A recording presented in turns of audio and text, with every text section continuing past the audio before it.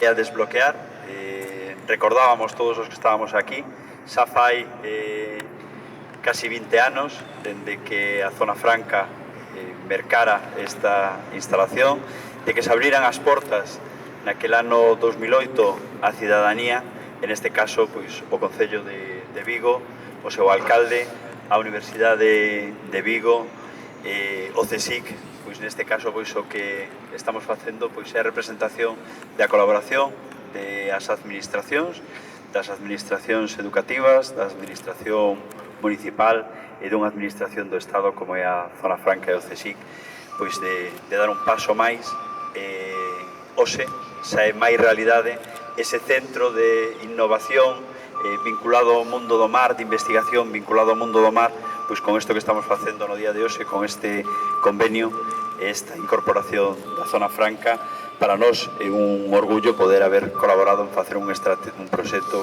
que é estratégico para a cidade, pero máis que estratégico para a cidade. É un proxecto... María Caride era la responsable del ámbito de fomento de la Xunta, Carmela Silva era la responsable de urbanismo y David era responsable de la alcaldía por debajo en el ámbito de la cooperación con el alcalde. Y firmamos y presentamos un gran proyecto. Era el proyecto de la ciudad de la investigación del ámbito marino. 18 años.